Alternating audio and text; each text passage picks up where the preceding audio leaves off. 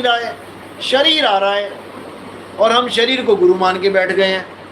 भाई शरीर उनका गुरु है जिनकी आंखें हैं, आंखों से देख लिया तुमने तो तुमने मान लिया ये गुरु है।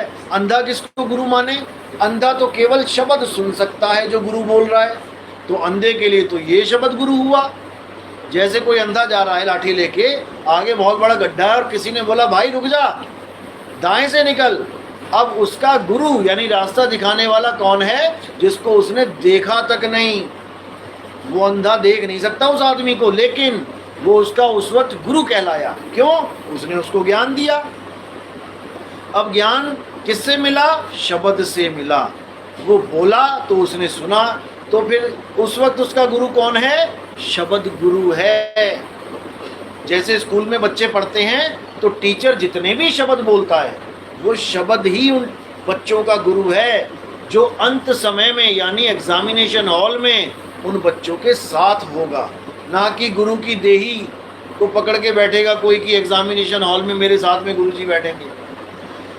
गुरु का ज्ञान ही गुरु है, ना कि देही गुरु है। देही तो एक माध्यम है।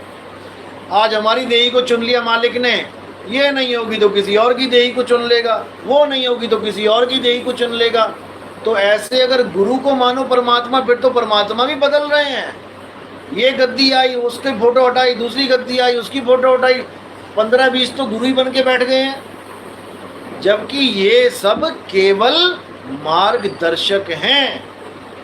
गुरु तो परमात्मा है जिसको वाहिगुरु बोला गया है।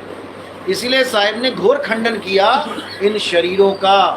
गुर को मानुष जानते ते नर कहिए अंध, और रहें दुखी संसार में आगे जम के फंद। जो लोग ये नहीं समझ पा रहे हैं कि हम शरीर और आत्मा में कैसे डिफरेंस करें, हम सामने वाले आदमी को शरीर मान के पूज रहे हैं या हम आत्मा मान के पूज रहे हैं, हम अपने गुरु को शरीर मान के देख रहे हैं या आत्मा मान के देख रहे हैं, जिसको इसका निर्णय करना नहीं आता वो कभी मुक्त हो ही नहीं सकता। इसलिए साहिब ने बोला कि तुमसे कहूँ मैं नाम विचारी, ना वो ज्योत ना पुरुष ना नारी।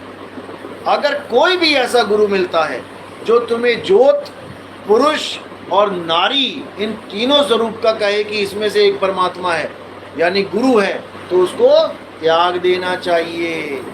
ज्योत कौन है? मन तू ज्योत स्वरूप है, अपना मूल पहचान। परमात्मा को ज्योत स्वरूप नहीं बोला गया, लेकिन नहीं समझ में आ रहा। परमात्मा क्या है? शब्द स्वरूप है। जब तक शब्द स्वरूप को नहीं जानेंगे कुछ होने वाला नहीं है। इसलिए कबीर साहब बार बार समझा रहे हैं कि भाई ना तू देह है, ना तेरा गुरु देह है, ना तेरा परमात्मा देह है। देही ज्ञान तो काल भगवान का ज्ञान है। अर्जुन को देही ज्ञानी तो दिखाया उन्होंने, लाखों करोड़ों शरीर दिखा दिए अर्जुन को, और जब विराट रूप में दिखाया अर्जुन को ज्ञान, अर्जुन ने पूछा आप कौन हो, तो उन्होंने ये नहीं बोला मैं परमात्मा हूँ, उन्होंने बोला मैं काल हूँ।